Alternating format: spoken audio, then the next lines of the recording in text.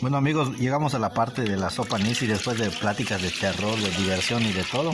Vamos a preparar, así güey. Creo que se pasó mi camarada. Son para 4 sopa Nisi. ¿Será que sí? No, güey, falta. Falta. Échale más entonces. Así, no manches, eso es para un caldazo. Bueno.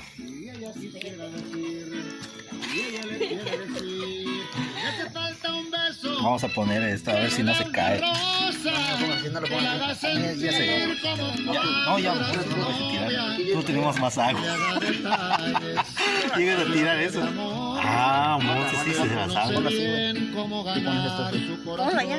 Pero levanta eso. ¿Cómo?